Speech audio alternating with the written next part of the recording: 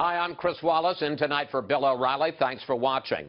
Our top story, President Trump wows the crowd at CPAC today with a rousing speech that hit on a number of familiar themes: immigration, the wall, ISIS, the economy, and Obamacare.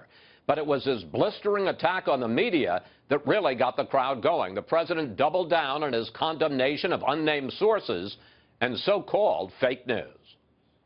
A few days ago, I called the fake news the enemy of the people, and they are. They are the enemy of the people.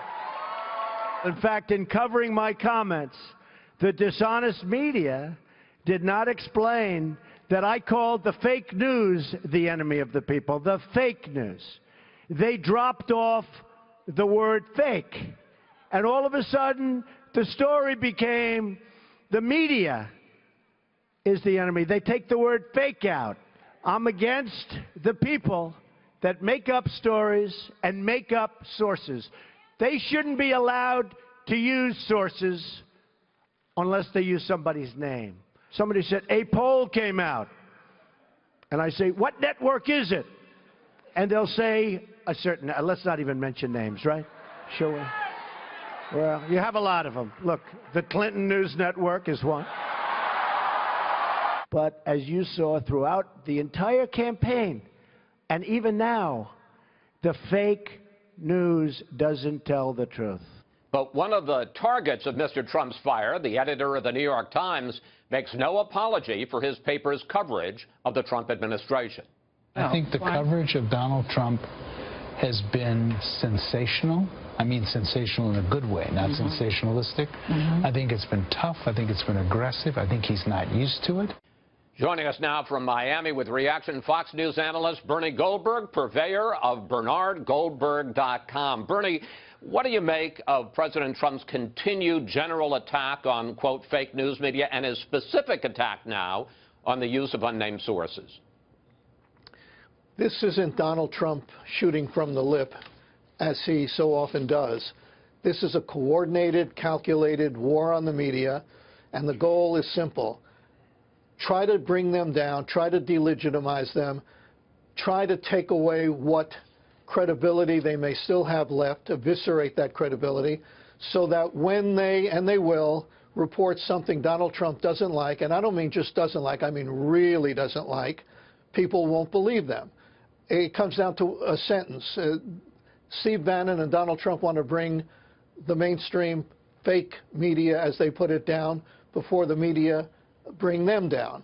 Let me pick up on that, because the president complained in his diatribe about unnamed sources. He complained specifically about a Washington Post story that had 9 unnamed sources, and he said, well, that's bull. They didn't have any sources. But in fact, the story he's referring to was a Washington Post story that revealed the fact that when General Michael Flynn spoke to the Russian ambassador, despite his earlier denials, that he had actually talked about sanctions with the Russian ambassador. And fake news or not, it was on the basis of that information, not necessarily the story, but the warning from the Justice Department, that Trump fired Michael Flynn. Exactly, exactly. Look, let's talk about sources and about one of the sound bites that you played leading up to this segment. Donald Trump says, and this isn't me, this is Donald Trump saying today at CPAC, that reporters shouldn't be able to use any sources without attaching a name to it.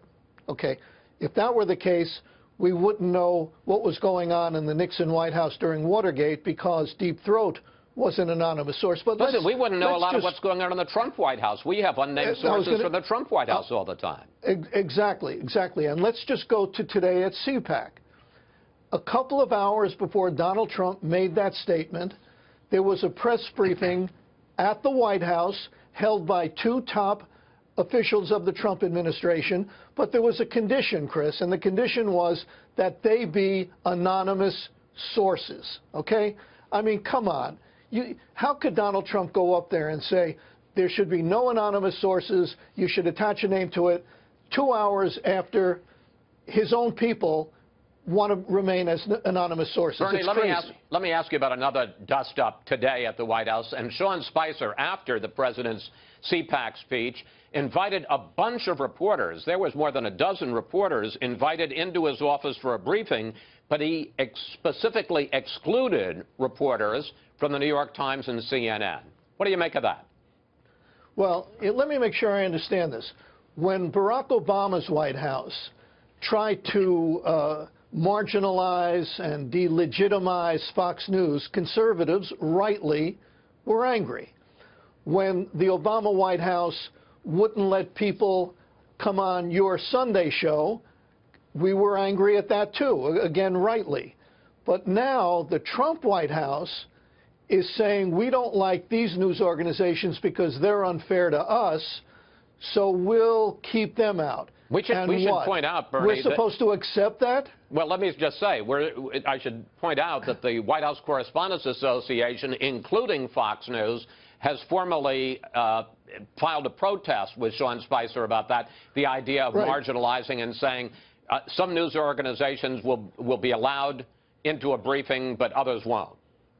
Right, but there are two parts of this that are hypocritical.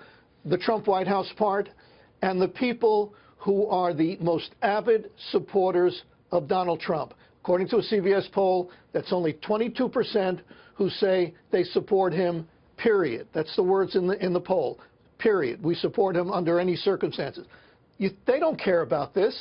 Their position is, you did it to us, now we're doing it to you. And that's why I've said before, and I'll say it again tonight to you, Chris, in the world of political dialogue, principles are either dead or on their deathbed. Okay, let me ask you, I got just a little bit of time left, and I want to get into one more thing with you, because there's another controversy at the White House today. One reason that the White House may be mad at CNN is that they reported a story that Reince Priebus tried to put pressure on the FBI to knock down a story that had gotten wide circulation, that there was lots of association during the campaign between Trump associates and Russian intelligence. What do you make of that story?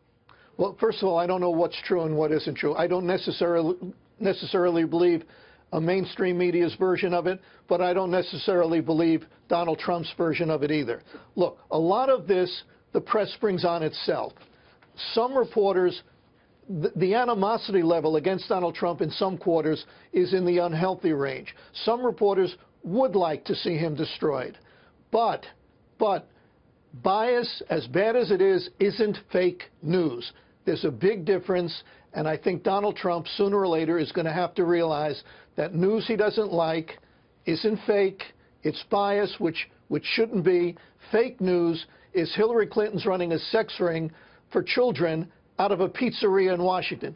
That's fake. Reporters, I worked at CBS News for 28 years. They have biases, they have faults, but they don't go into a room and say, let's make up sources and let's make up stuff to hurt Reagan, Bush, or Donald Trump. It doesn't happen that way. Bernie Goldberg, everyone. Bernie, thank you.